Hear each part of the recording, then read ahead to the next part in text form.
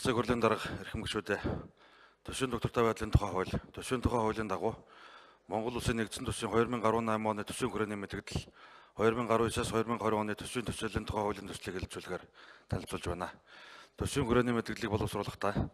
Монгол Улсын 2016 оны нэгдсэн төсвийн урьдчилсан гүйцэтгэл, олон улсын валютын сантай хамтран хэрэгжүүлэх өргөдгсөн санхүүжилтийн хөтөлбөрийн хүрээнд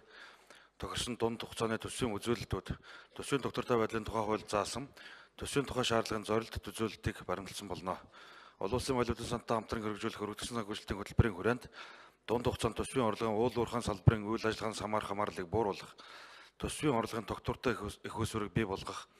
нийгмийн халамжийн зардлыг хүн амын орлого багтаа зорилтод бүлэгт чиглүүлэх, хүн ам зүйн бүтэц, хууль тогтоомжийн өөрчлөлтийн улмаас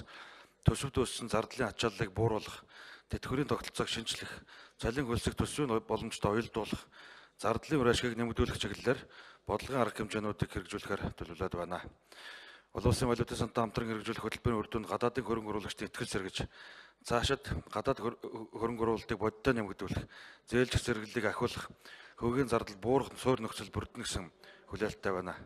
Үүний хажуугаар дэлхийн зах зээл дээр уул уурхайн түүх эдийн үнээс хандлагатай байгаа нь уул уурхайн томоохон төслүүдийг эхлэхэд түлхэц болсноор эдийн засгийн өсөлтийг дэмжих, төлбөрийн танилцлын алдагдлыг бууруулах бодит боломж бүрдэнэ гэж үзэж байна. Цаашид эдийн засаг санхүү төсвийн бодлогын арга хэмжээний хүрээнд эдийн засгийн нөхцөл байдал сайжирч,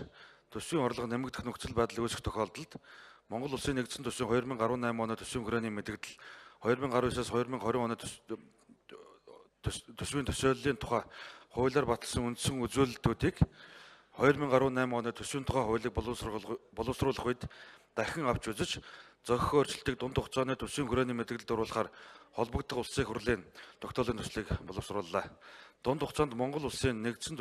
төсвийн нэгдмэл байдлыг хангаж, сахилга бодог чанга сахихын зэрэгцээ, төсвийн алдагдлыг үе шаттай бууруулах, зарлагын өсөлтийг хязгаарлах, засгийн газрын өрийг хуулийн хязгаард багтаан тогтворжуулах, төсвийн доктортой байдлыг бий болгох замаар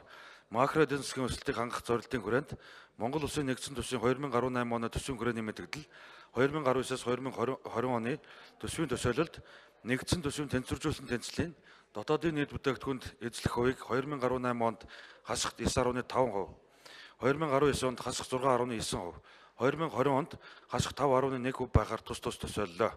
Мөн өнөөгийн үн цэнээр тооцсон улсын өрийн нийт хэмжээг 2018-аас 2020 онд төсвийн доктортой байдлын тухай хууль заасан хязгаараас хэтэрхээргүй байхаар хуулийн төслийг боловсруулсан болно. Та бүхэн Монгол Улсын нэгдсэн төсвийн 2018 оны төсвийн хүрээний мэдээлэл 2019-аас 2020 оны төсвийн төсөөллийн тухай хуулийн төсөл болон дагалдах улсын хурлын тогтоолын төслийг хэлцэн шийдвэрлэж өгнө. Анхаарал тавьсанд баярлалаа.